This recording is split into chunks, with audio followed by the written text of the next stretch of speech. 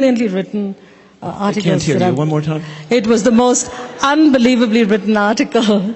And you know what? Kudos to the chairman of Atlantic who published it. So, David, I think that's a wrap. Thank you so much for having us today. But I think Anne-Marie's onto something. I don't think women can have it all. I just don't think so. We pretend we have it all. We pretend we can have it all. My husband and I married for 34 years, and we have 2 daughters. And every day you have to make a decision on whether you are going to be a wife or a mother. In fact, many times during the day you have to make those decisions. And you have to co-opt a lot of people to help you. We co-opted our families to help us. We plan our lives meticulously so we can be decent parents. But if you ask our daughters, I'm not sure they will say that I've been a good mom. I'm not sure. And I try all kinds of coping mechanisms. I mean, I'll tell you a story that happened when my daughter went to Catholic school, Convent of Sacred Heart. And every Wednesday morning, they have class coffee with mothers.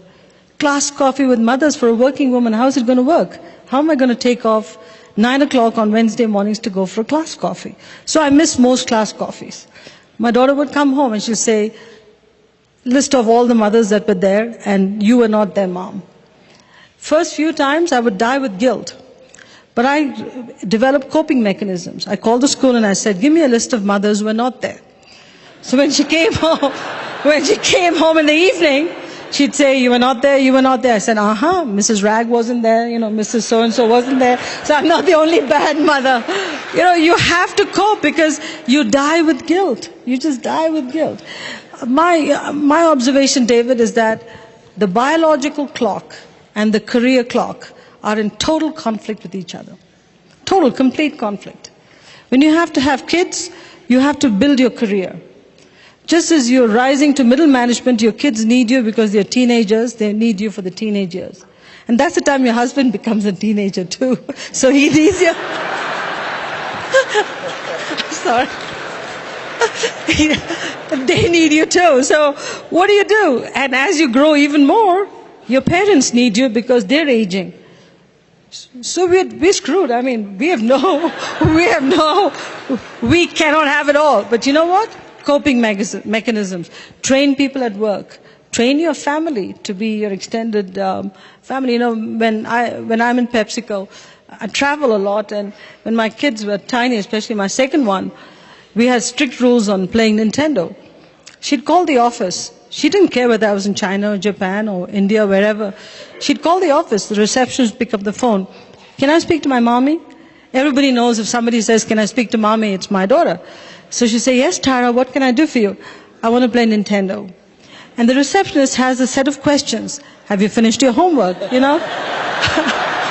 see, I say this because that's what it takes. She goes through the questions and she says, okay, you can play Nintendo half an hour. But she leaves me a message. Tara called at 5. This is what the sequence of questions I went through. I've given her permission. So it's seamless parenting.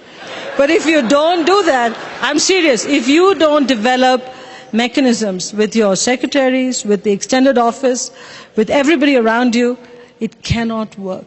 It can't work. Motherhood, stay-at-home mothering was a full-time job. Being a CEO of a company is 3 full-time jobs rolled into one. How can you do justice to all? You can't. The person that hurts the most with this whole thing is your spouse. There's no question about it. Raj always says, you know what, your list is PepsiCo, PepsiCo, PepsiCo, your 2 kids, our 2 kids, your mom, and then the bottom of the list is me. There are 2 ways to look at it. You should be happy you're on the list. So don't complain. Just don't complain. He is on the list, very much on the list. But, sorry, David.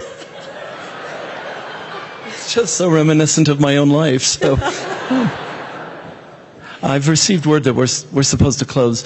Let me tell you that whatever the guilt you feel inside the family or the lack of approval from your mom, we received a text message right before we came out from Sheryl Sandberg, who said, you've done a marvelous job of leaning in. We're very happy to have had you here. Thank you, David, and thank you all.